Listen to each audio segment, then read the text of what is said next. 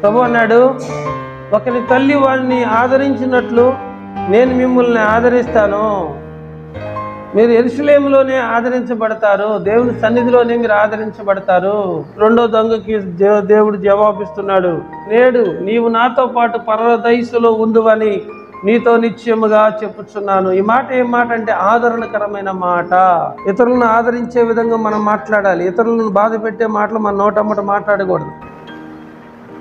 ఎందుకంటే దేవుని ఆత్మ ద్వారా మనం నడిపించబడుతున్నాం కనుక మన నోటి మాటల ద్వారా ఎవరు కూడా బాధపడకోకుండా వీలైనంత మటుకు మనం ఆలోచించి ఆగి నిదానించి మాట్లాడటం చాలా మంచిది. తొందరపడి మాట్లాడటం వల్ల చాలా తప్పులు వస్తాయి. తొందరపాటులో మాట్లాడకూడని మాటలు చాలా మాట్లాడతాం. అందుకని పలకబడిన మాటల్లో నిరర్థకమైన మాటలు అనేకములు ఉంటాయంట. మాట్లాడిన మాటలన్నీ కరెక్ట్ కాదు, ఏదో కొన్ని మాటలు తప్పు మాటలు ఉంటాయి. విస్తారమైన మాటల్లో దోషం ఉండక మాందు అన్నాడు సొలొమోను. దోషాలు ఉంటాయి, నిరర్థకమైన మాటలు అనేకమైన ఉంటాయి. కనుక అవసరమైతేనే నోరు తెరిచి మనం మాట్లాడాలి. మన మాటలు చాలా మితంగా ఉండాలి, చాలా తక్కువగా ఉండాలి. ఎంత తక్కువ మాట్లాడితే అంత మంచిది. హల్లెలూయా. ఇప్పుడు సిలువలో దొంగ ఆదరించబడ్డాడు. యేసయ్య ఎక్కడున్నా ఆదరించబడ్డారు. నాయను విధవరాలు కుమారుడు చనిపోతే యేసయ్య ఆమెను ఆదరించాడు. లాజరు చనిపోతే మార్తా మరియలను దేవుడు ఆదరించాడు. కనుక దుఃఖపడు వాని దుఃఖమును ఆయన చూసి విడిచిపెట్టే దేవుడు కాదు. శ్రమలో తోడుగా ఉండే దేవుడు. మన కన్నిటిని సంతోషంగా, మన దుఃఖాన్ని ఆనందంగా మార్చడానికి దేవుడు సమర్థుడు. కనుక యేసు ప్రభు వారి యొక్క మాటల్లో ఆదరణ ఉంది.